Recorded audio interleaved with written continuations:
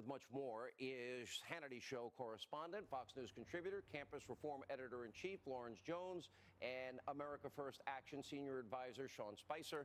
You know, I'm watching Lawrence, and I'm thinking, okay, everyone got their 30 seconds. They saw the red hats.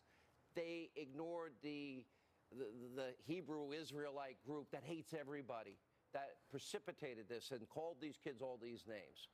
And I am just blown away at how horrible people can be in the media. They didn't even ask questions.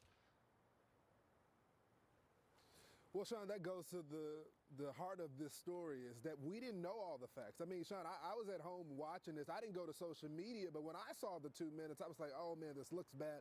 But I knew enough to know not to react based on just the little information that I got. And a lot of the people out here said the same thing. They reacted and didn't know the full story. But this goes to the media.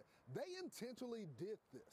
If it wasn't for people digging into this story, trying to get the full picture, we would still believe this. And the sad part about this, Sean, is lives can be ruined over this. These are kids. And I understand there may be some historical stuff at this campus, at this Catholic school, but that's not the situation that was happening in Washington, D.C. at the time, and it's up to the media to discover the facts, and that's what we're trying to do out here today.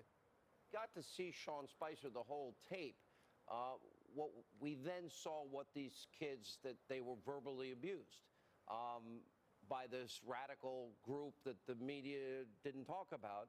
Also, you know, we see this face-to-face confrontation. Now, it was, I think, Indigenous Peoples Day, or there was a protest or whatever, and this Native American leader walks over, probably for the right reasons. He said he was praying, and that's what part of what he was doing, but he walked over to the student, continued to play the drum, and the student tried to say he smiled to be respectful, to show that he's not a threat, and that they weren't the ones responsible. Well, that's right. I mean, the bottom line is on the heels of the BuzzFeed story last week, this is another example of the media, and it's not just a rush to judgment. I've heard that phrase over and over again. It's a rush to condemn Trump and Trump supporters, because each time that we see one of these instances, it's them going after conservatives, going after Trump supporters.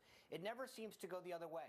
If we stop for a minute and realize what happened here, right? We had one CNN contributor say that these kids should be punched in the face, and yet there's a group of anti-Semitic, hateful people that are part of this entire narrative that have been left out of the entire story.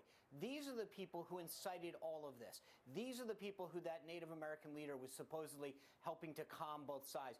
These students were sitting there waiting for their bus, but the media and others jump to condemn anybody that's not just a Trump supporter, but they, you know, these kids were where they're wearing their hats, shows you how quick people are willing to go after anybody that supports the president. So everyone keeps talking about the rush to judgment, and I get that. That's always been a problem in the media.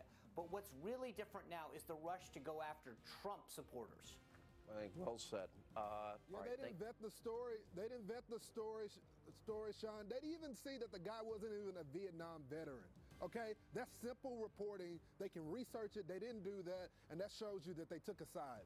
And like they did 2 days prior with BuzzFeed. Well, we haven't independently confirmed, but then we'll spend 10 hours talking about impeachment as if it's true. And they never report on the deep